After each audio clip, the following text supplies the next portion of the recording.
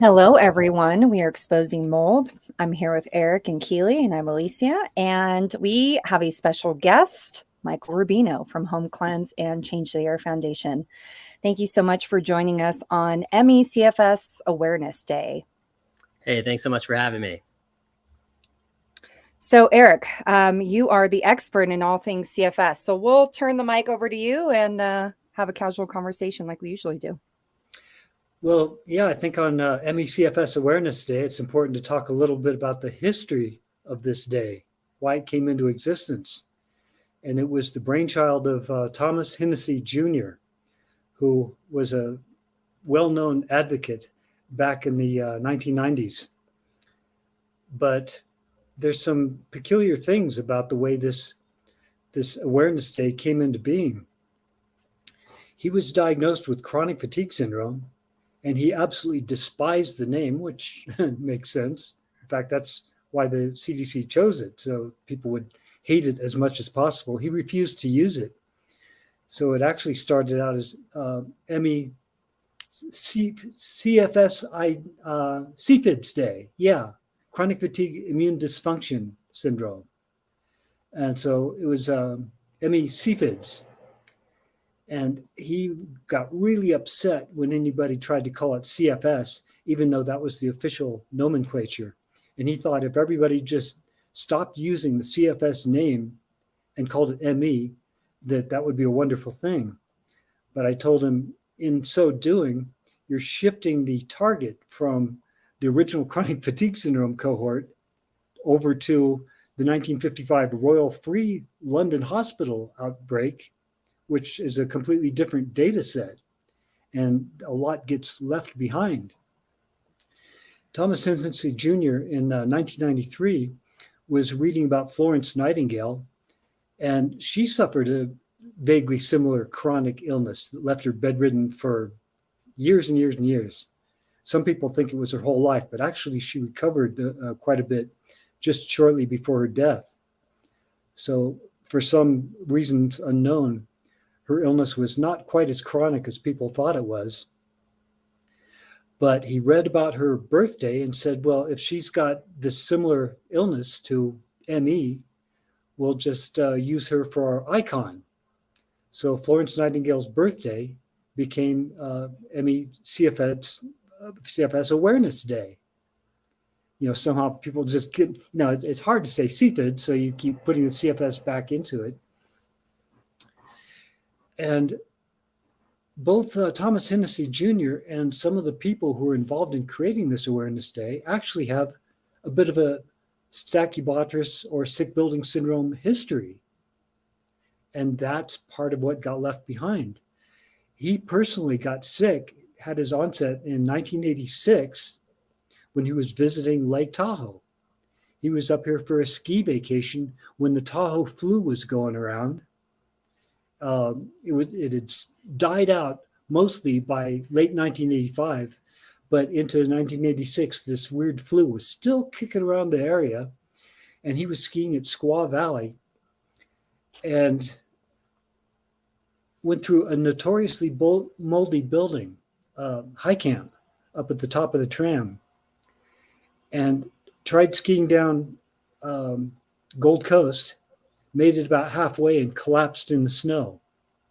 And the ski patrol tried to pick him up and load him in a sled, and he refused, saying, well, just let me recover here for a while. And he made him wait there, wouldn't get into the sled. And finally, he recovered sufficiently to the point where he could painstakingly make his way back down to the base of the valley. But that was his onset for what he called CFIDS. So I told him about the Stachybotrys and the sick buildings and how people, even with momentary exposure, if they had this flu, they would have that kind of onset, fall flat, hit the floor, and fail to recover. So he talked to Dr. Shoemaker about it, actually went on cholestyramine for a while, but it didn't do anything. But there again, he never tried mold avoidance. In fact, he identified Stachybotrys in his room, in his bedroom even. and said, I had it cleaned up and it didn't fix the problem. So obviously, mold is not the issue here. So, in this way, it kind of got set aside when you look at the history of so many people that had this flu, got exposed to a sick building and fell apart. I think it was premature for it to be discounted this way. Now, what was interesting is that, Michael, you had posted the history of CFS, and you've literally been the only one that has entered in the original evidence on your timeline. And we really just want to say that we appreciate that, because this information is extremely important. And as we have mentioned, the refusal of researchers looking into this evidence is basically refusing to validate mold illness. And this is why we elevate this information and we talk about it. Yeah, I'm in the process of rewriting my book, and I'm definitely covering this quite a bit more in this book because I think it's important to frame the problem. And I think when you look at trying to fix something or create awareness of something, framing the problem is a big first step in people's understanding just how wide reaching this really is, not just here in the US, but globally. Right. And I think one of the things that people always say is mold's been around forever. Why is it just a problem now? Mold is everywhere and things of that nature. And what we know about mold is it's over 100,000 different species, right? You could confuse mold for the spore, the organism, or even the toxin. And there's so many different components to this. And really understanding the history of this, I think, is really going to help people really understand that, no, this has always been a problem. We just have not been looking at it. We haven't been identifying it. If you look at Leviticus in the Old Testament, there's a mold remediation protocol in there, right, from thousands of years ago, about how when those buildings were contaminated, they would wipe them down. They would have a priest bless them. And if that didn't work, they would knock the building down and carry it outside the village, right? And so this has always been a problem. We just tend to forget these problems. And, when you look back at the history of CFS, right, the information's there. There was a lot of reneging, as you can tell, some of these organizations. And, then it was just all swept under the rug and forgotten about. And so we have to start to remember these problems that existed so we can start to answer questions. Eric, I once asked you, why do you think that we had 176 people diagnosed with CFS in that time period? Fast forward today is 2.5 million people diagnosed with CFS today. But you don't hear about any of these mysterious outbreaks that would explain the increase in numbers. Yeah, that's what concerned me enough to agree to help start this new syndrome as a prototype, is that I was watching how quickly this is progressing. And the first words I spoke to Dr. Paul Cheney after agreeing to help him start this new syndrome was that we need to look into mold before there are millions of us. And at the time, my words were preposterous because mold was viewed as just an allergy. And we look at how mold has gone from completely unknown back in 1985 to everyone having a mold story now, indicates that maybe mold has been a problem for a long, long time, but something about its prevalence has certainly increased. The other interesting thing is, people are thankfully becoming more aware of it, right? And so 20 years ago, if you said someone had mold illness, you were for sure thought of as crazy, right? That's not possible. At least now you have some understanding. You have many groups on Facebook where people are sharing stories. You have more doctors, right, starting to look at mold toxicity as a real possibility and starting to treat for it. Whether the treatments work or not is a whole nother discussion, but people are joining into the fray of trying to understand this and figure it out. And, groups like us exist, right, to educate and make people aware of this topic. Because right now, as we all know, We don't really have a lot of great resources to deal with it. We don't really have a lot of great protections, good home insurance, right? And so the best that we can do at this current juncture is make sure that we're aware of ourselves and do the best to avoid being in these toxic environments. Well, I'd like to add something to the MECFS Awareness Day information data set. The Thomas Hennessy's co-founder was Megan Morgan Shannon, who was a nurse at San Diego Children's Hospital back in 1983 and got sick with an adenovirus number 2, which is not the same virus that swept through Lake Tahoe, but it was a potent virus and it left people sick. In fact, some people died. And finally, her illness progressed to the point where a doctor told her, "You need to get out of this building. It's a sick building." So she did and has been sick ever since. But here she went on to assume the illness was completely viral and discount the sick building syndrome portion of her illness. And this has been the pattern ever since the creation of this syndrome and the awareness day, is that everybody focuses on the virus and they completely set aside the sick building syndrome evidence. Well, what's interesting about that is, as we know, mold can be an immune suppressant, right? What if our immune systems are being suppressed, allowing something like a virus to wipe us out? We're seeing obviously some increase of long COVID. Many people that I've worked with long COVID have had some pretty serious issues inside their home with mold and bacteria. And that's interesting, right? And we're not looking at that as a big possibility. But our, viruses have been around for a long time too, right? Probably predates human beings. So if that's the case, why are we now just having all these viral issues? You could say the same thing about mold, right? So I think the question is, what is suppressing our immune system that's allowing us to get wiped out?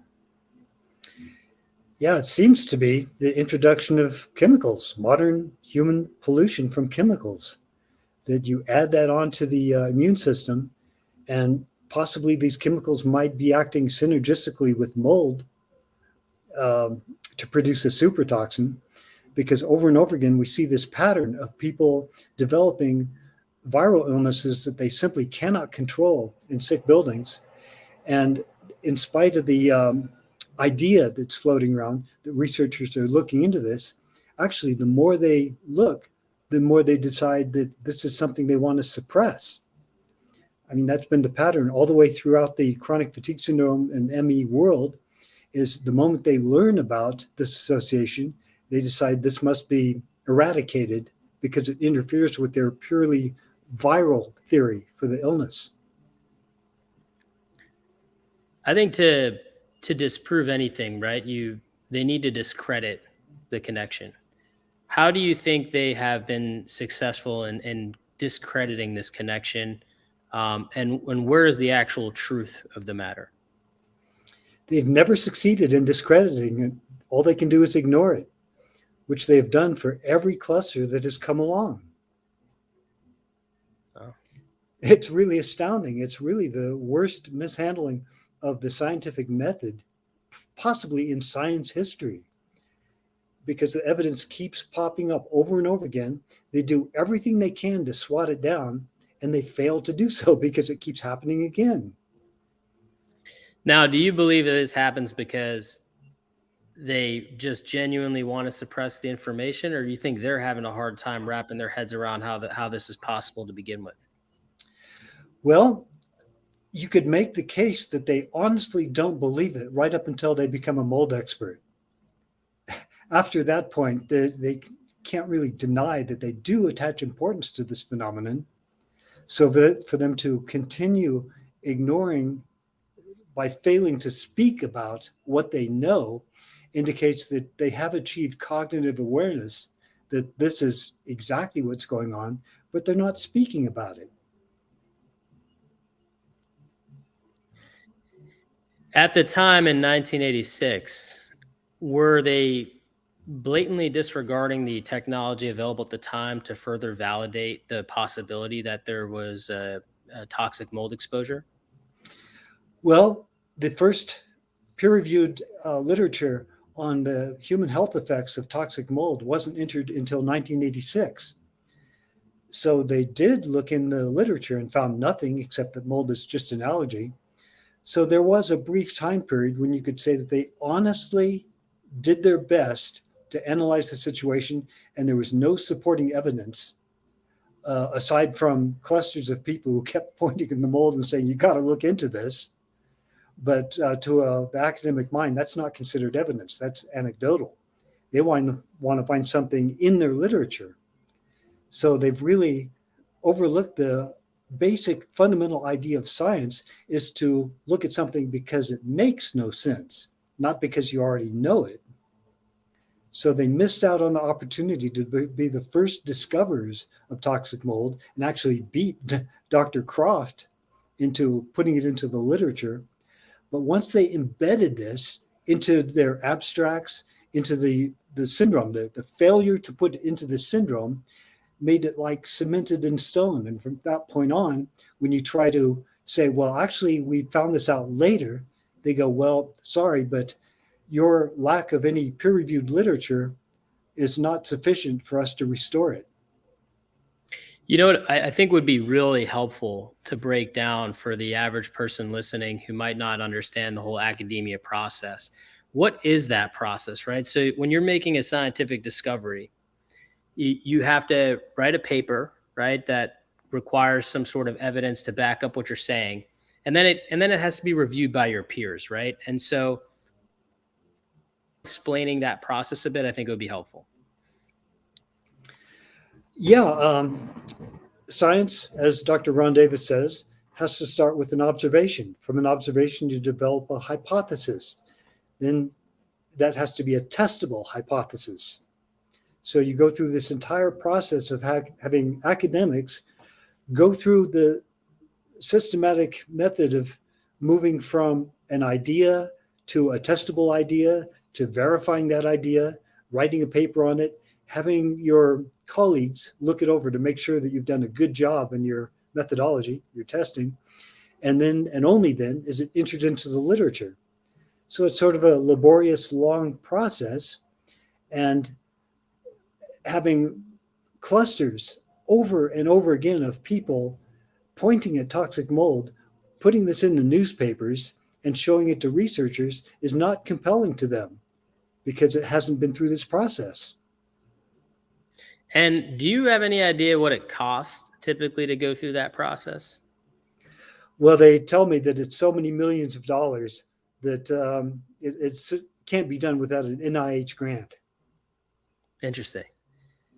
And so basically, for us to study anything in America, probably other countries as well, similar processes, but we have to first spend millions of dollars to go through this rigorous process, laborious process, to then also has to be looked at by colleagues that have to agree with the testing methodologies and the hypothesis, to then have acceptance that this is a real thing.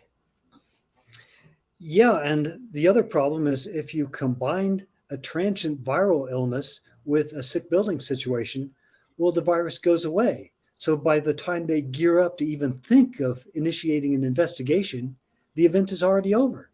So you see this repeating pattern of clusters of illness where a virus went through, left people permanently ill, and they go, well, we missed our shot this time, but we will certainly be ready for it next time.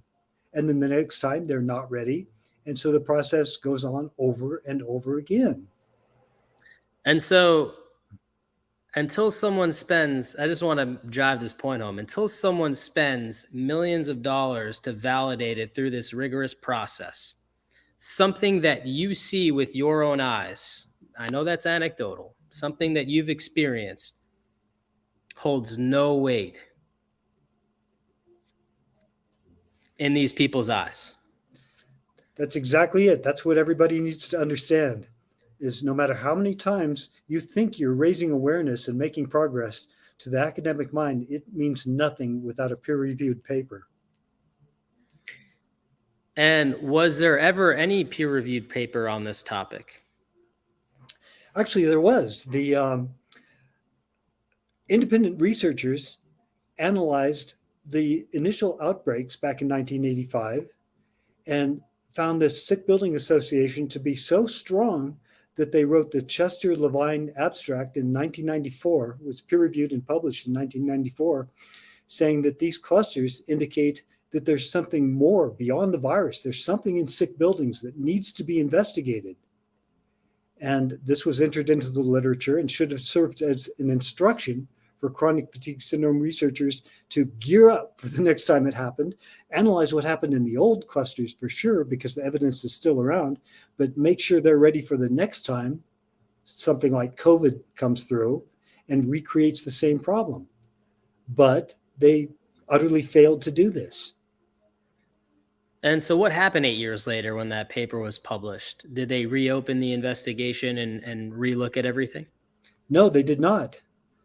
And I showed this abstract to many chronic fatigue syndrome and ME researchers the world over and said, subsequently to the publishing of this 1994 abstract, we analyzed all of these clusters, the one in Washington, D.C., the Elk Grove cluster, the original chronic fatigue syndrome cluster at Truckee High School, all of which are mentioned in this abstract, and found they were in sick buildings, and in particular, ones with Stachybotrys.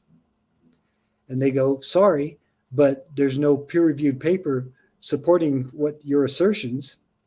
It's just simply in the newspaper. It's eyewitnesses' accounts, so it doesn't mean anything.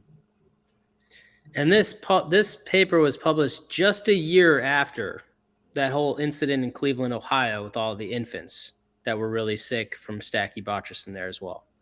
Absolutely. So you would think that would have served as a warning to say there is something to this particular toxic mold that bears examination. Now let's go back to the millions of dollars real quick, because I think it's important for people to understand what we're up against, right? You just said it costs millions of dollars. Then we know that the EPA has been working on a study for 20 years, right? That they still have not come to a conclusion on. And what I've learned in my research on this subject is that the government has not been appropriating really hardly any money to the study of mold or air quality until after COVID just happened, right? They're now appropriating more money towards air quality than ever before. But before that, I don't know if I'm sure you probably already know the answer, but what were they appropriating about every year towards this type of information? Well, I really don't know. And I haven't tried to look into numbers because they tend to fund studies that cast doubt rather than validate. So anybody who applies for a grant that would look directly at the toxicity of trichothecenes and human health effects, it's like an automatic denial. But if you try to analyze this from a psychosomatic point of view, they're only too eager to say that perhaps brain retraining or a better attitude correlates with improved outcomes from these types of mysterious illnesses. So from the research I've done, the maximum they've ever appropriated was $1 million to the EPA. And you said it takes a couple $1 million for a legit study to be done, which would then be used to validate, and start the whole chain here that we need to really start to develop health codes around it, et cetera, et cetera. $1 million, most that I've ever seen them appropriate in public records. That's obviously has not been enough, right? How are we going to solve this if the problem is blaringly obvious to anybody who dares to look? All you have to do is look. The amount of phone calls that I get on a daily basis of people struggling with health effects and have poor air quality inside their home, it is insurmountable. And, for me, when I look at this problem, I don't have to be a rocket scientist or a genius to say that this is a problem that if we don't start to get right as a civilization here, we're doomed, right? We're not never going to be a healthy civilization again. And you could see the writing on the wall. The numbers are going up. We have better access to water. We have better access to food with organic and all this other stuff, right? We're eating less garbage and processed foods. We have more exercise opportunities probably than ever before. We're building with these things in mind. So, how is it that we're getting sicker? That's a great point. There's so many health coaches and experts and books out there on how to get healthy and reclaim your life, but that information really isn't serving the population well. And I wanted to just jump on what you said about the government and their focus on indoor air quality. It was the most interesting thing when we sat in on the White House summit for about 3 hours waiting for them to talk about mold. There was one mention and the person declined to go into the details of what happened in a sick building, and did not mention mold. And so they mentioned everything but mold. And that was just so interesting to me. How can you not put the mold factor in with indoor air quality? It's mind-boggling. I mean, fungus is insidious. Um, and mold specifically literally eats organic matter, decaying matter, part of our ecosystem. It's great for the fall, right? We need to get rid of all those dead leaves, but not inside of our homes, not inside of the modern homes that we have where we're breathing in less volume of air than ever before because of energy efficiency. And we're like, things are getting worse, not better. And, we're obviously very slow to the punch here. I mean, yeah, like I see the Facebook groups increasing in numbers. You see more people coming forward with stories, celebrities coming forward with stories. This is good, right? Things are better. Things are getting better in that area, but not if we can't do something about it. I mean, the average person spends a lot of money trying to fix their home. Costs of construction have gone up 300% since COVID. You can't freaking run from it anymore because, to sell your house today and get a 9% interest rate to buy a new one is not something that's ideal for folks. You can't build a new house because, man, if I tell you how many clients I've had with new construction homes that have stachybotrys, catonium, other, molds that just shouldn't be there.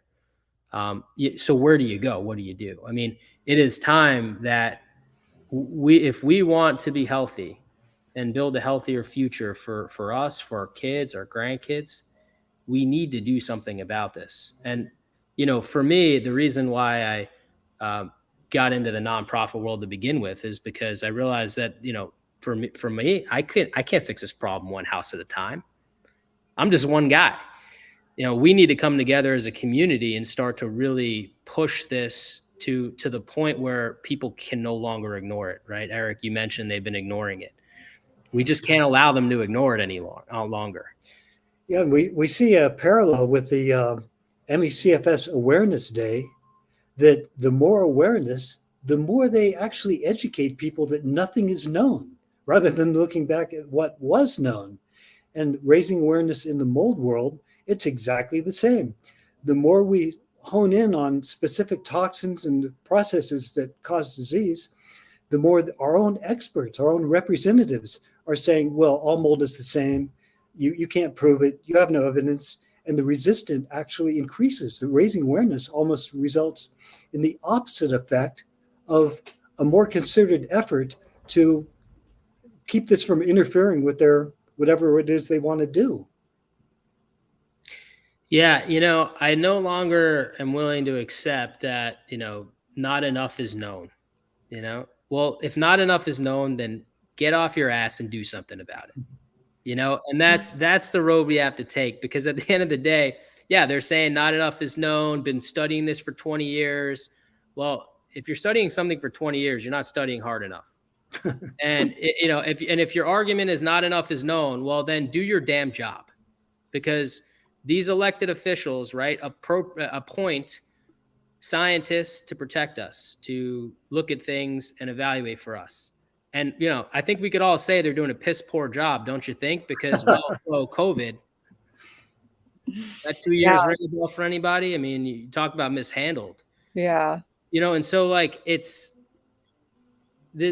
can't be about, fairy dust and spinning things. Like when our scientific community has become political, we only have a problem. It's supposed to be about data. It's supposed to be about information. Sticking to the scientific method. Eric, I had a question for you. There's another interesting phenomenon happening going on, and science now seems to lump specific illness entities together. Like ME was lumped into CFS. Long COVID is now lumped into ME CFS. SIRS started with Pfiesteria and ciguatoxin to mold to now life causes SIRS. What's going on with this phenomenon? Well, the powers that be realize that they don't have to disprove you. They can just create a climate of reasonable doubt. That's all it takes. Just you can't prove it, inconclusive, needs further research, and they can hold you off forever. So when you start a scientific investigation, you really have to begin with a definite bit of evidence that they can't knock down. Otherwise, they will just submerge every mysterious illness, every entity into a morass, a sea of confusing acronyms and conflicting theories. And they've done this over and over again for every mystery illness that's come along since 1955. Hmm. And that's what they did for mold. It's fibromyalgia, multiple chemical sensitivity, you name it. They managed to just create enough confusion that nothing ever gets done. And when chronic fatigue syndrome began, centered on a cluster of sick teachers with a particular agent, Stachybotrys, a toxic mold, I wondered if they would be capable of casting enough doubt on this to make sure that this very interesting, powerful toxic mold was confused out of existence. And that's exactly what they have done. Yeah, there's I was part of a court case recently, and there was an expert report that I had read from the other side. And his report basically said that none of this is possible, but none of it is possible. The word possible, which I find interesting, because mold and how it affects the health is still a undergoing investigation. That was his report. Okay. But when you go to his website, first thing you see, aspergillosis kills. Call me for an inspection today. So you can't have your cake and eat it too. Does it kill or does it not kill? Is it undergoing study or is it a problem? Right? Because this is what we have. We have people that are trying to cherry pick certain studies or certain information that fits their narrative for a particular purpose. But then they can very easily sway the other way if somebody's paying them the money to be able to say that it's not an issue, or it is an issue, depending on who they're speaking to for that day. Therein lies a problem, right? This needs to become black and white. It's either yes, it's a problem, no, it's not a problem. And I think this really should help people understand, again, what we're up against here, because as long as you have these interests of people who want to just get paid for whoever's willing to pay them to say a particular thing, we're never going to get where we need to go. And that's perhaps why people want things to stay flexible, if you will. Yeah, they're skating by on claiming reasonable doubt when really their doubt is most unreasonable. That's good. Yeah, my husband and I were watching a podcast talking about how we've gotten here, and it's basically these societal incentive structures that cater to lies and deceit, and we'll give you this amount of money to do this, and people wanting to survive in society will do these things in order to take care of their family. So it's like we have to break these things down from a larger structure. It's just, I don't think people are inherently like evil. Maybe there are some, of course, but I think we live in a society that just gives people money who are willing to do whatever they're willing to do for that money. So well, it's the political system in America and probably everywhere else, but I'm focused on America for right now, where It's very flawed, right? We all know that. I think, it's you got two parties, there's other parties too, but you got two main party systems. You're supposed to vote one or the other. That divides people, right? Because it's like, if you don't believe what I believe, then you're not equal to me, and that's its own separate problem. But even if there was one party system, we all voted, at the end of the day, how do you get votes? Money. How do you get money? Super PACs. Who donates to super PACs? Corporations. Why do they do that? Out of the kindness of their heart? Why would a corporation donate to a political party? Why? So that if that political party wins, they have access. And so when there's a bill on the table for change, they get to weigh in on why that bill may or may not be good for them or other people like them. Fine. But when you have good bills going across governors' desks that pass from Congress and get vetoed by someone else, because most likely whoever paid them millions of dollars to do their campaign strongly encouraged not to sign that bill, this is where things get messy. And this is where that you can do everything right, and we can elect all these great statesmen and congresswomen, but when someone has the power to just sign or not sign, that kind of creates some complications there. And that's why I think it's been really difficult to get bills signed, because even when you do everything right and everybody agrees this is a problem, constituents are calling, the legislators and senators all agree, let's get this done, and then someone can just veto it. After all that, I mean, it's deeply flawed, and it makes it very difficult to try to put protections in place for citizens, because at the end of the day, I think we're trying to protect businesses a little too much. And I say this as a business owner myself.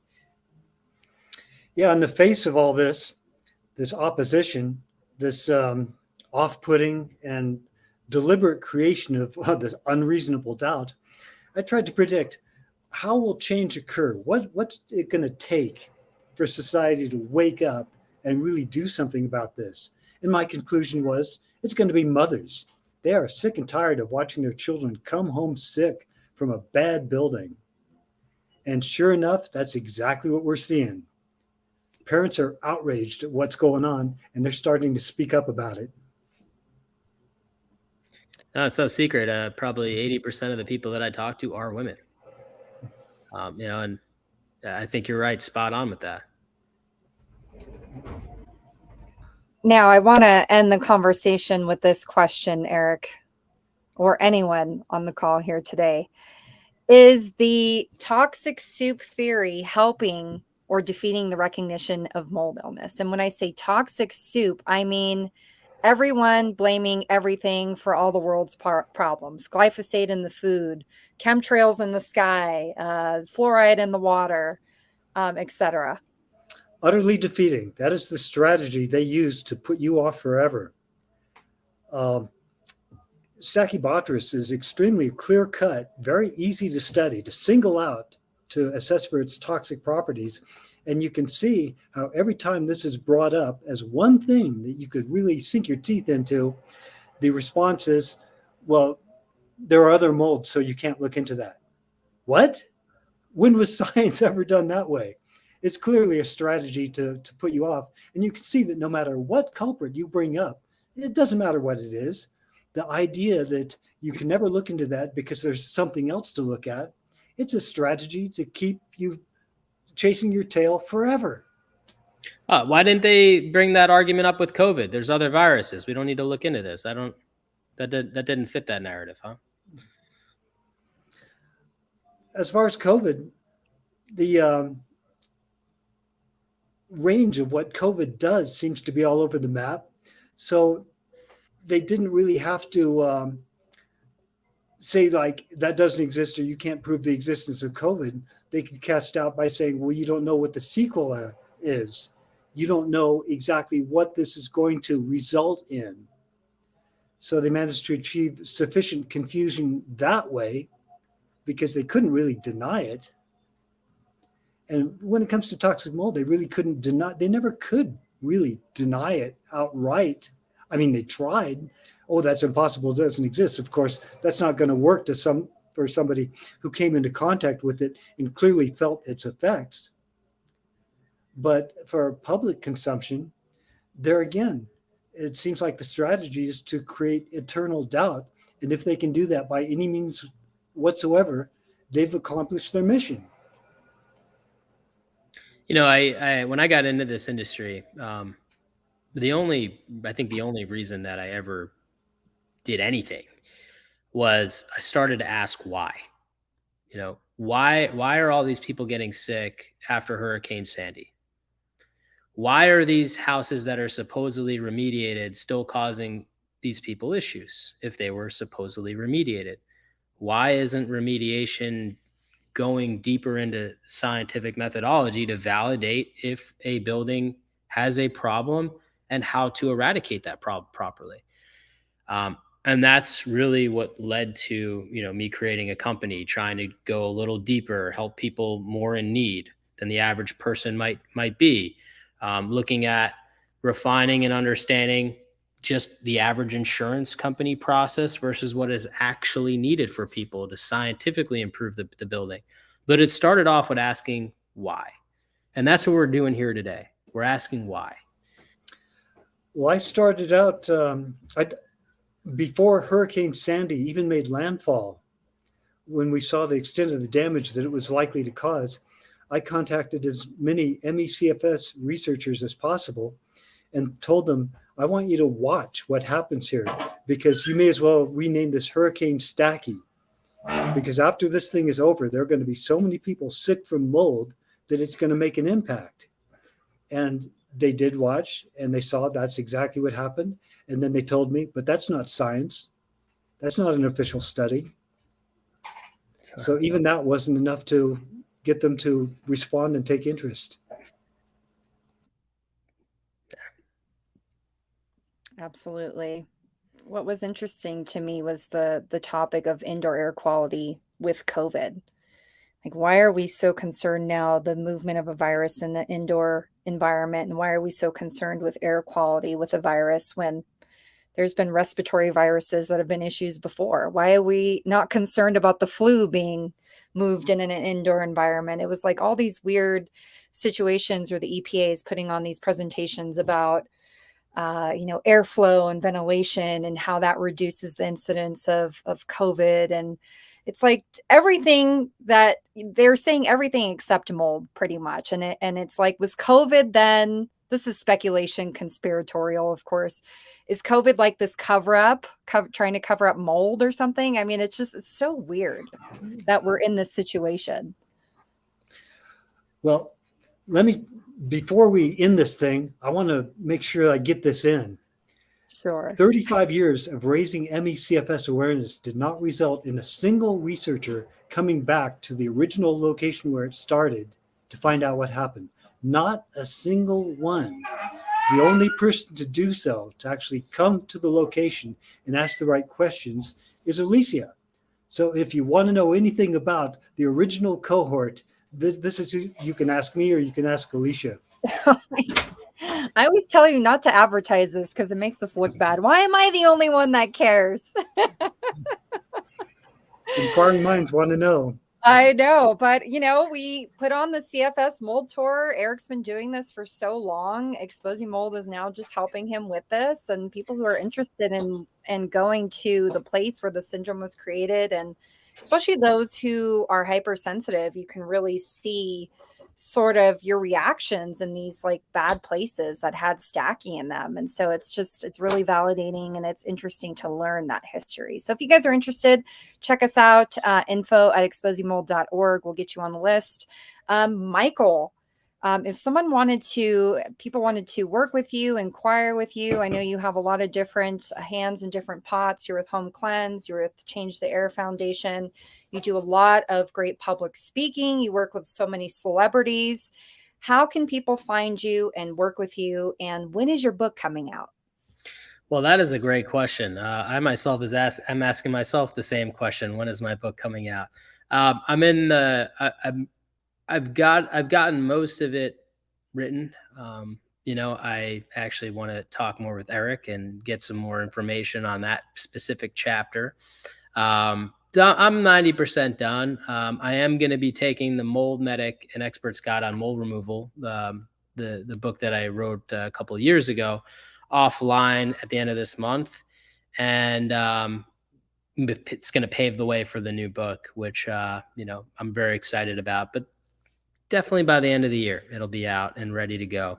And I've learned new things over the past few years. So some updates are coming on, the way in which I look at a home and try to make improvements to a home to just make sure people are breathing in as little toxic air as possible.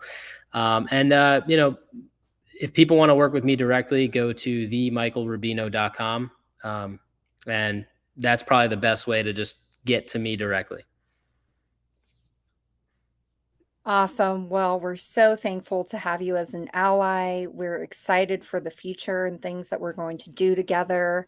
And we hope that you will reach out to do a CFS mold tour with us one time.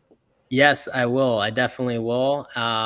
Maybe that's how I poke the information out of you, Eric. I just come visit you in person and take a look.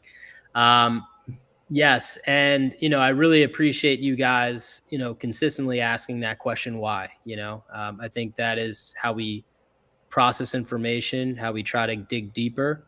Like I said, it's me when I started asking myself why. That's really open the door, for the possibilities of coming up with new information, new processes, etc. So keep asking why, guys. I really appreciate you. Thanks. And thanks to everyone watching. We'll see you guys next time.